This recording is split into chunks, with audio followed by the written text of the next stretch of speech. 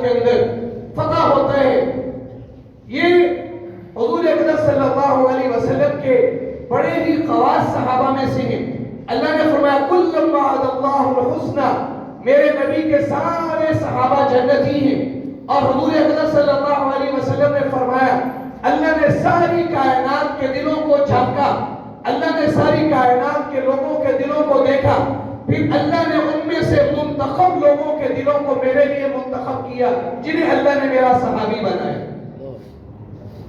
اور ان 1,24,000 میں سے حضور اقدس صلی اللہ علیہ وسلم نے فرمایا ابو بکر فی الجنہ، عمر فی الجنہ، عثمان فی الجنہ، علی فی الجنہ، طلحہ فی الجنہ، زبیر فی الجنہ، سعد فی الجنہ، سعید فی الجنہ، ابو عبیدہ فی الجنہ، عبد الرحمن بن عوف فی الجنہ.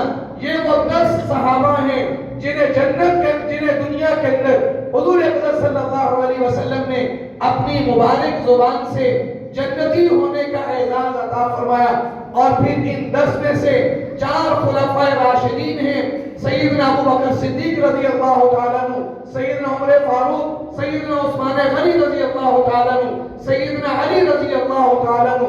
یہ ان 10 میں سے 4 پھر خاص ہیں.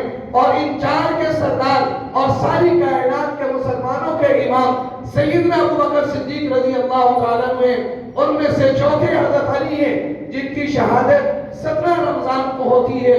اور ایسی شخصیت ہے کہ حضور نے فرمایا انا باب العلم، انا مدینہ العلم، انا مدینہ العلم وابو بکر حیطانها وعمر جدارها وعثمان سقفها وعلی بابها.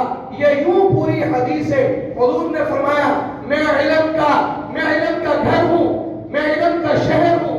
ابو بکر کی مثال اس کی چھت کسی ہے، اور عمر کی مثال، ابو بکر کی مثال اس کی بنیاد کی ہے، عمر کی مثال اس علم کے شہر کے دیواروں کی ہے، عثمان کی مثال اس علم کے شہر کی چھت کسی ہے، اور علی کی مثال اس علم کے دروازے کی ہے.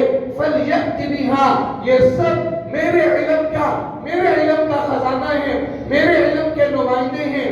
جس نے بھی علم لینا ہے فَلْيَأْتِ بِهِ، ان سے علم لے لے اور نجات پا جائے.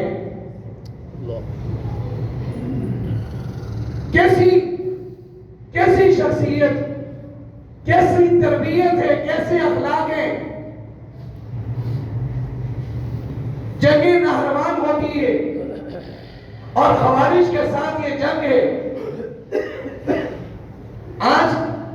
ہم نے آج خوارج کا نام سنا. یہ اس وقت حضرت علی رضی اللہ تعالیٰ عنہ کے دور میں یہ فتنہ اس وقت پیدا ہوا اور حضور نے ان کی نشانیاں بیان فرمائی. ان سے حضرت علی رضی اللہ تعالیٰ عنہ کی جنگ ہوتی ہے. اس جنگ میں ان خوارج کو شکست ہوتی ہے. 3 افراد اس شکست خوردہ لشکر میں سے اکٹھے ہوتے ہیں. ان میں سے ایک کا نام عبد الرحمن ابن ملجم ہے، ایک کا نام ابو بکرہ ہے.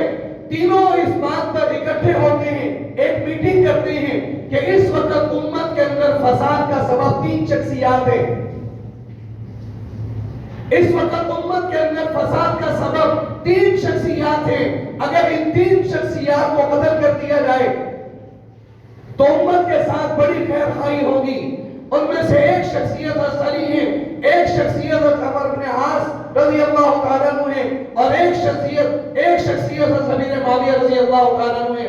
اور تینوں میٹنگ کرتے ہیں اور قتل کا ایک وقت طے کرتے ہیں. اور تینوں اپنے اپنے علاقے کے اندر، حضرت امیر معاویہ شام کے اندر ہیں، حضرت عمر بن عاص رضی اللہ تعالیٰ عنہ مصر کے اندر ہیں، اور حضرت علی رضی اللہ تعالیٰ عنہ اپنے دارالحکومت کوفہ کے اندر ہیں.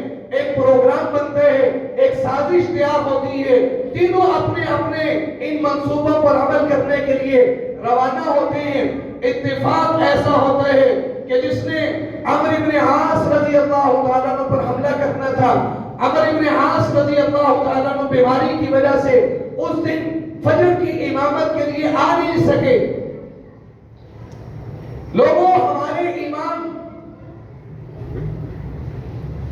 مسلمانوں کے امام وقت کے خلیفہ ہوا کرتے تھے، وقت کے صدر، وقت کے وزیر اعظم، وقت کے گورنر، وہ مسلمانوں کے مسلح پہ کھڑے ہوا کرتے تھے.